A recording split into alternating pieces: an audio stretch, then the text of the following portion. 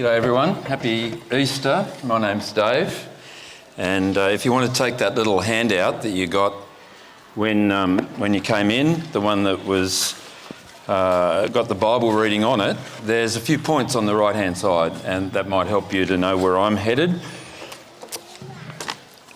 My wife and I have sometimes similar music tastes and sometimes polar opposite.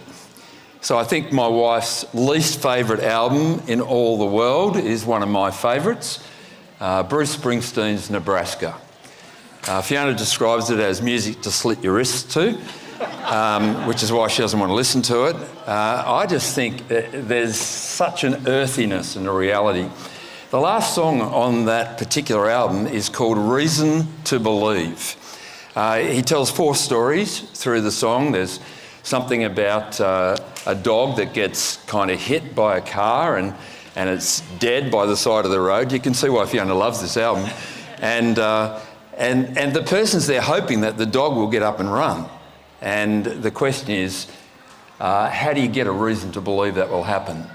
Or somebody who leaves their partner, or a baby being born and a baptism and someone dying and a graveside funeral, and there's other bits and pieces, and this song has this as the chorus: Lord, won't you tell us what does it mean at the end of every hard-earned day? Please find some reason to believe. Well, I want to give you a reason to believe today. I want to encourage you, if you're struggling as a Christian with some of these things, not quite sure if there's good reasons to believe them or not. I want to suggest to you, if you're inquiring into Christianity, that it's something that you should only take seriously if there are reasons to believe. Because fake news is of no help in this space. In fact, in the New Testament, another part of it, a guy called Paul wrote these words. He said in 1 Corinthians chapter 15 from verse 3, he said, "What I received I passed on to you as of first importance, that Christ died for our sins according to the Scriptures, that he was buried, that he was raised on the 3rd day according to the Scriptures, and that he appeared to Cephas, and then to the 12, and after that he appeared to more than 500 of the brothers and sisters at the same time, most of whom are still living, though some have fallen asleep. Then he appeared to James, then to all the apostles, and last of all, he appeared to me also as to one abnormally born." And I think what Paul's saying in essence there is the most important thing for you to believe relates to the death and the resurrection. And there's evidence for his death. He was placed in a tomb. There's evidence for the resurrection. He was seen by people. And he records some of the people that saw Jesus. And Paul is somebody who wasn't always a believer in Jesus. In fact, if you go back to the book of Acts, you can read about him and how he had great hostility to Christians. He saw them as twisting and distorting the true Jewish faith. And so he was involved in chasing after and persecuting and looking to imprison people who believed in the resurrection of Jesus. Until one day, he says he met the resurrected Jesus. He goes on in this particular chapter to say this: if there's no resurrection of the dead, then not even Christ has been raised. And if Christ has not been raised, our preaching is useless, and so is your faith. More than that, we are then found to be false witnesses about God, for we've testified about God that he raised Christ from the dead. But he did not raise him, if in fact the dead are not raised. For if the dead are not raised, then Christ has not been raised either. And if Christ has not been raised, your faith is futile, and you are still in your sins. Friends, what Paul's saying is if there's no resurrection, he's a liar. By implication, the New Testament is a pack of lies, and there is no hope for anyone, certainly no Christian hope. So I think that's a very good reason to work out if there is substance, if there is reason to believe. So we're going to have a look at some evidence today. It's not the only evidence. But this evidence is significant, and it's the part of Luke's account that we're up to today. It's nice to be able to open this with you. I started looking at Luke back in this church on Christmas Day, way back in 2023. And over the last 3 years, we've been working our way through, piece by piece, this biography of Jesus. But before we have a look at the evidence that's here, I want to just briefly speak about different types of evidence. Those of you who are lawyers can correct me later, but I understand there's at least 4 types of evidence that might be revealed in a court of law. Testimonial evidence, which has to do with eyewitnesses, things that are said under oath. People will say what they saw, what they heard, what they experienced.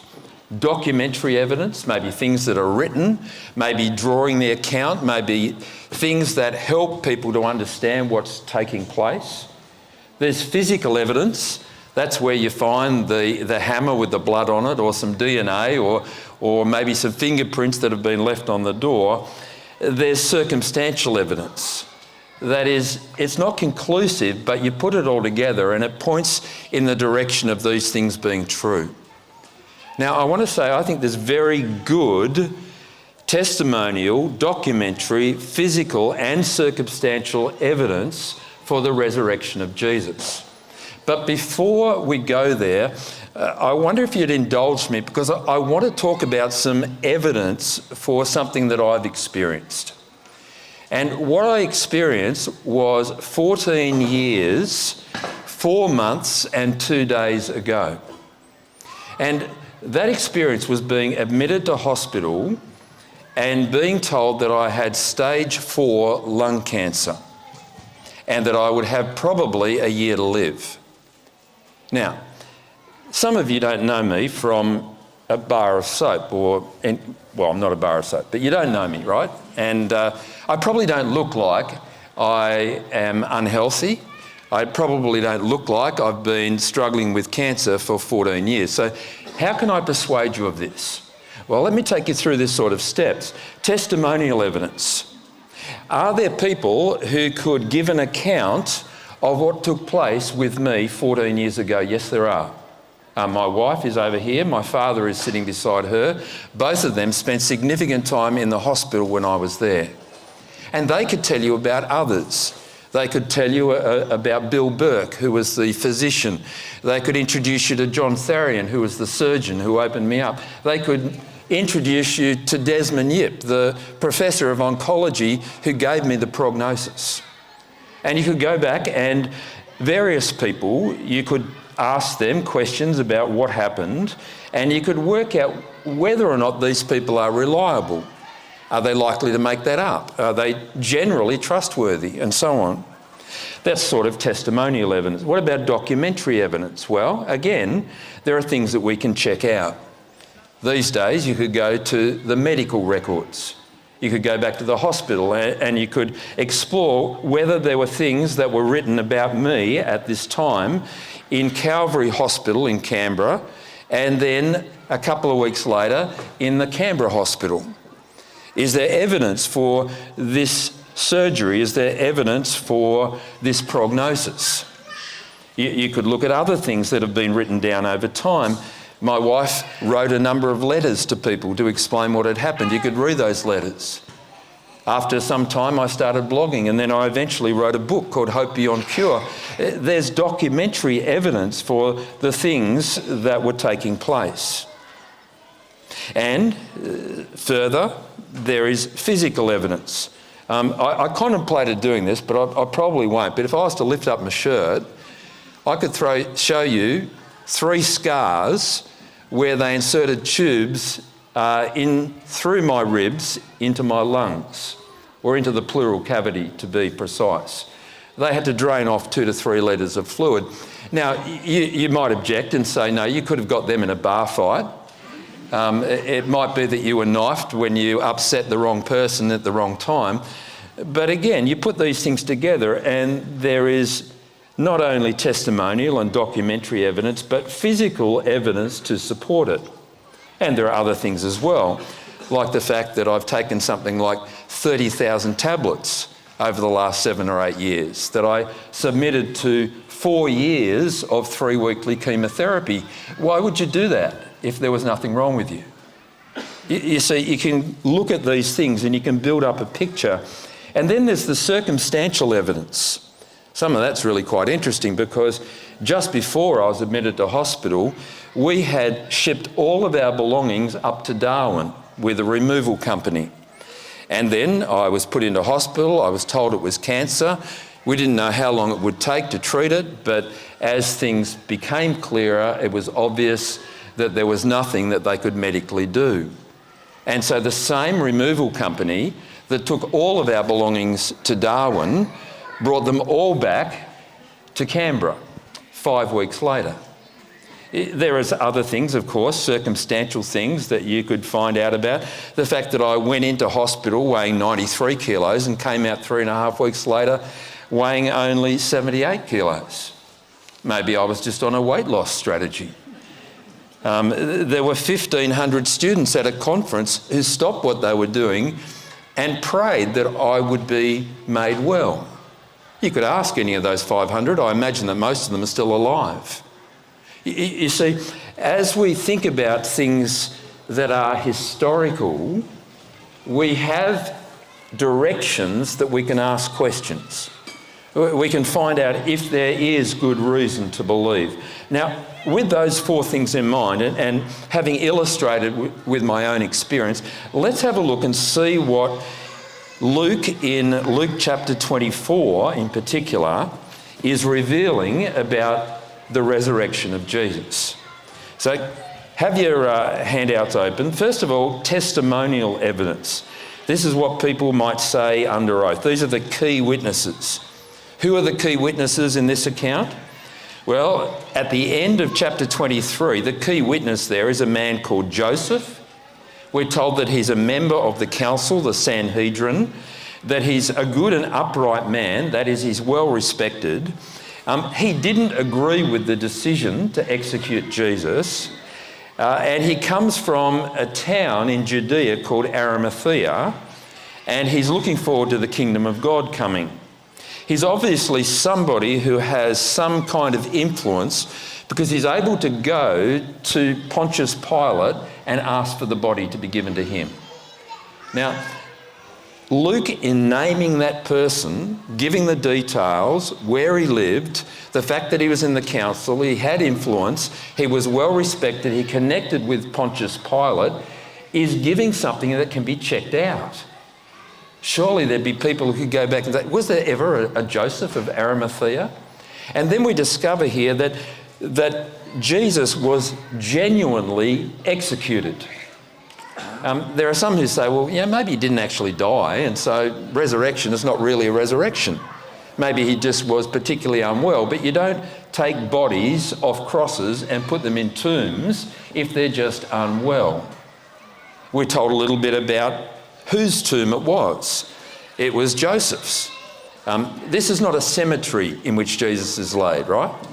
This is somebody's plot of land where they have cut out a tomb, like a cave, and that was probably for his family to be laid to rest in the years to come. The women, who are the next witnesses, they observe Jesus' body being placed in the tomb. Now that's significant, because some might say, well, they kind of were mistaken about which tomb. And the women, you know, they were pretty hysterical and they were running around and they go to this place and it's obviously the wrong tomb, but no, they were there watching. And there was probably only one tomb on Joseph's property. And they go back to that tomb on the Sunday morning because due to the Sabbath, they weren't able to do what they wanted to do, which was to anoint the body with spices and ointments. In other words, it was this kind of embalming Jesus. They wanted to take the grave clothes and cover them so that as Jesus' body aged, he wouldn't stink. A fairly kind thing to do, a fairly common thing to do, presumably. But they weren't expecting to see Jesus missing. You could ask the women then about what they did see. The fact that they saw two people in shining clothes. Other gospel accounts say that they were angels. And these people said to them that they should have remembered that Jesus had previously said that he would be rejected, that he would be killed, and that he would rise on the third day. But they weren't expecting it. Neither were the disciples, because the women go back and they try and persuade the others, but they think the women are speaking nonsense.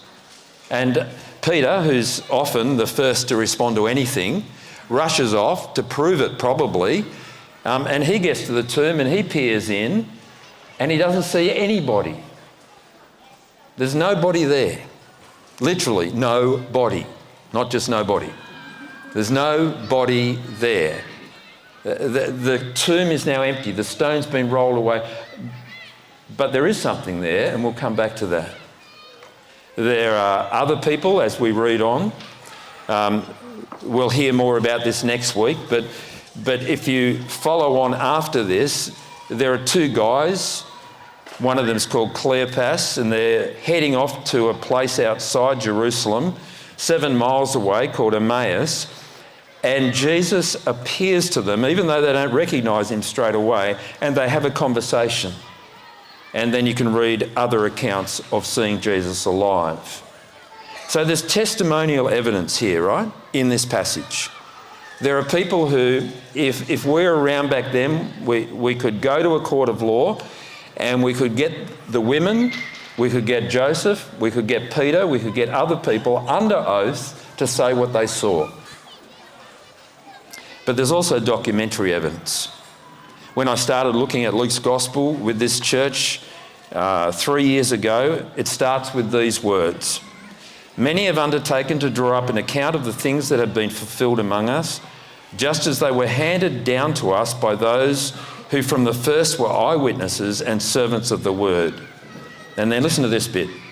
With this in mind, since I myself have carefully investigated everything from the beginning, I too decided to write an orderly account for you, most excellent Theophilus. So this is documentary evidence. It doesn't just start with the death and the resurrection. You go way, way, way back to Luke chapter 1. And Luke tells us at the outset that he's been interviewing people. He's been checking out sources. He's been investigating names and places and dates and stories and accounts that relate to Jesus.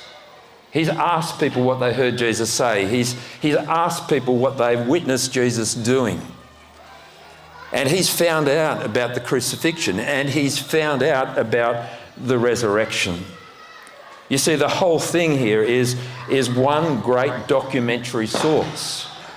And the significant thing about this is it's not just one source. When it comes to the Bible, there are at least 4 sources.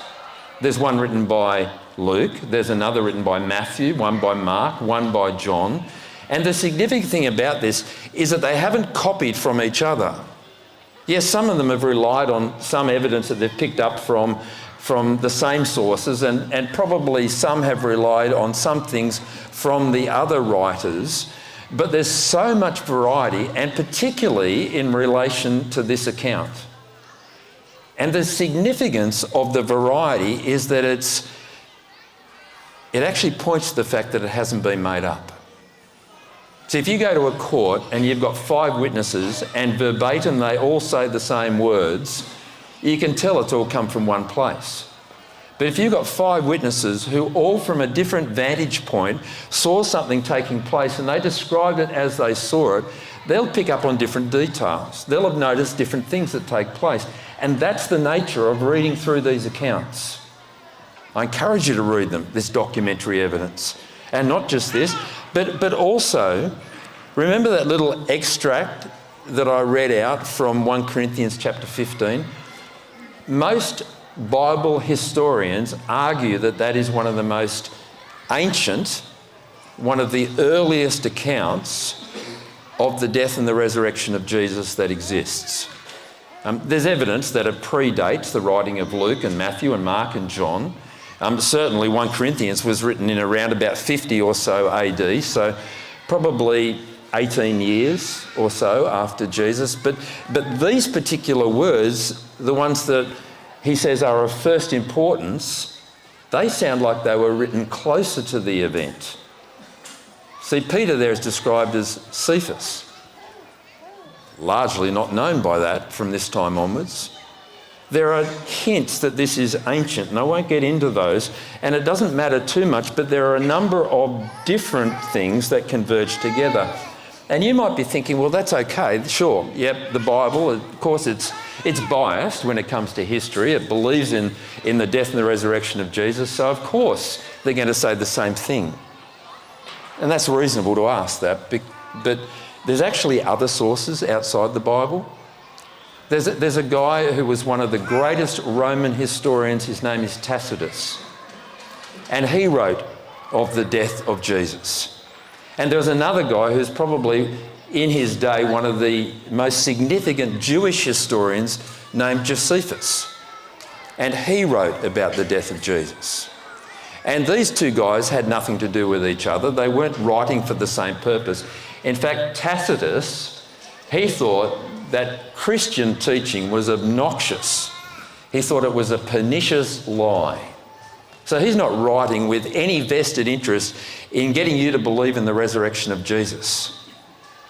But there are 4 things that Tacitus and Josephus agree with that are confirmed by the New Testament.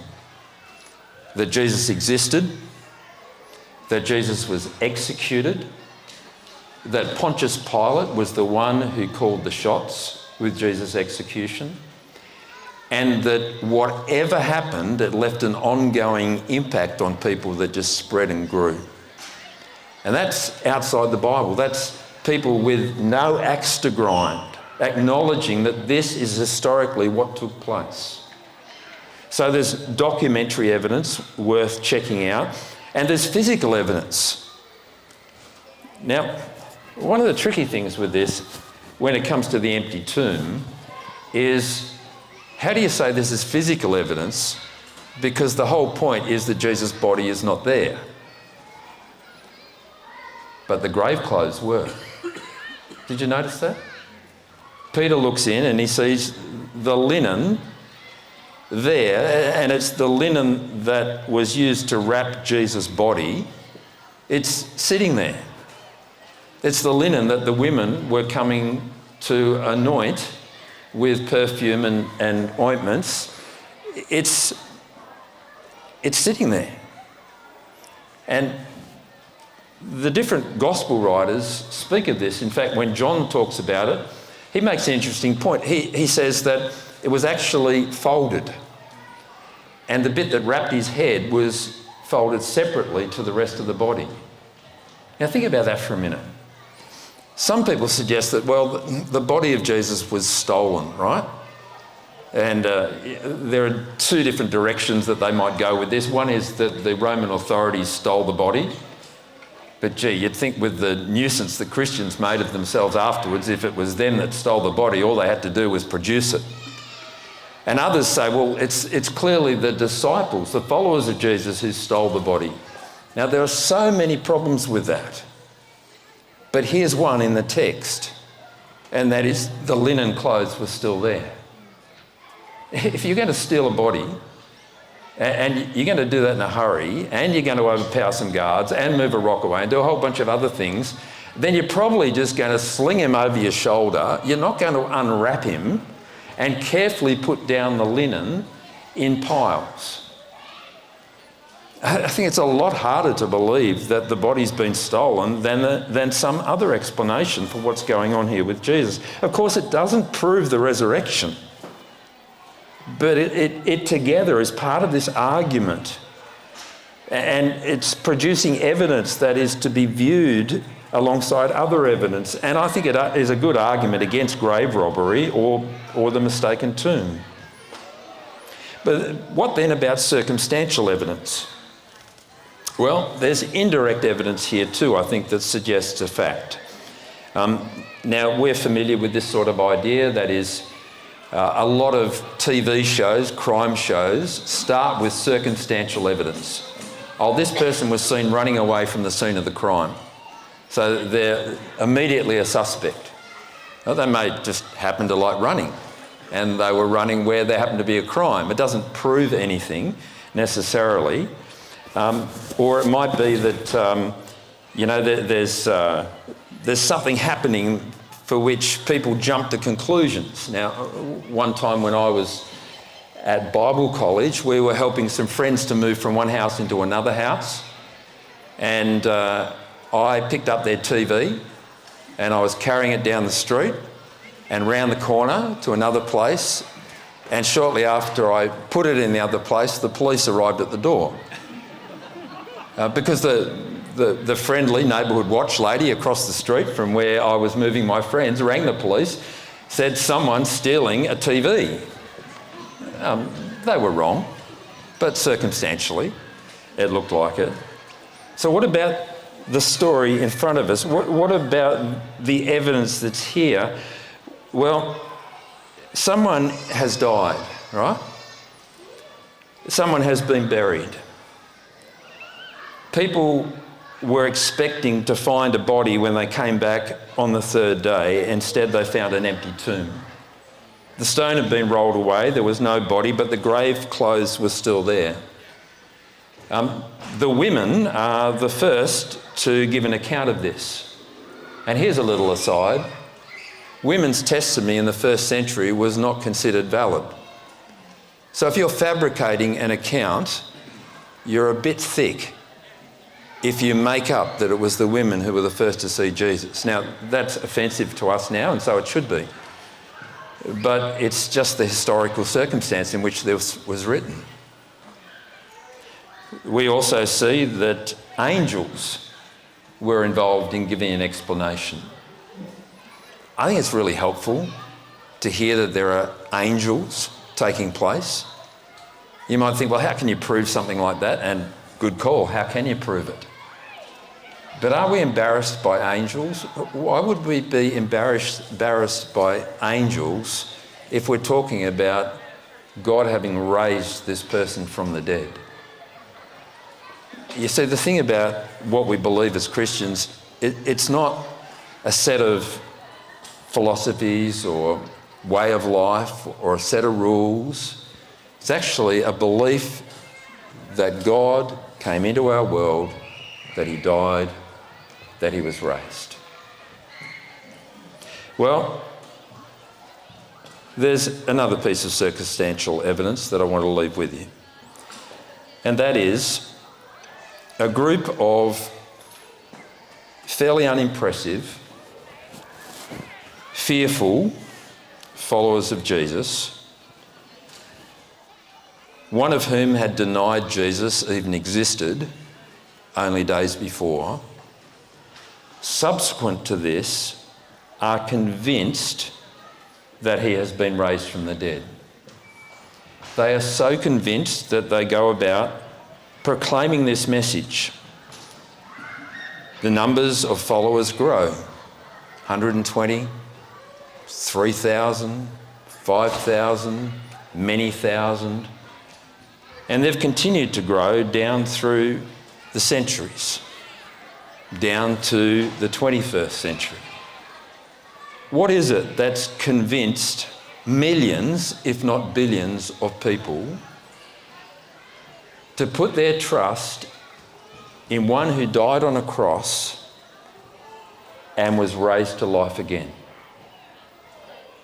Why would you be persuaded of that? Something's happened. When you look back at the early account, these people who were proclaiming that Jesus had been raised would not retract that explanation. Many of them were brought to trial and told to recant. They had an opportunity, if they'd made this up, to walk away scot-free. Sometimes people will die for something they're convinced is true, and yet they're mistaken. But what we're being asked to believe is that people would knowingly conspire to create a fabrication of resurrection and then refuse to recant and die for their beliefs. One day, you and I will die. That's our future. Sorry to break it to you if you didn't know that. Is that all there is? Well, I for one am persuaded that death is not the end, that there's a resurrection. If you want to pursue that further, Matt's going to tell you in just a minute a couple of ways that you can do that, but I just want to point to two. We've got copies here, and they're on the back table, of the Gospel of Luke. It's the documentary evidence that we've taken a little extract from, and if you've never read that through from beginning to end, feel free to take one. They're yours. The other thing is I said that there's some documentary evidence about what's happened to me, and in the context of that, I investigated for myself afresh whether I could believe not only that I would die, but that I could be raised. And I knew that it hinged on whether Jesus had died and was raised. And I came to believe that confidently. And I wrote it in this book here, Hope Beyond Cure. And if you've not seen this and you'd like to read that account, you're welcome to take one of these as well. Thanks for letting me share with you.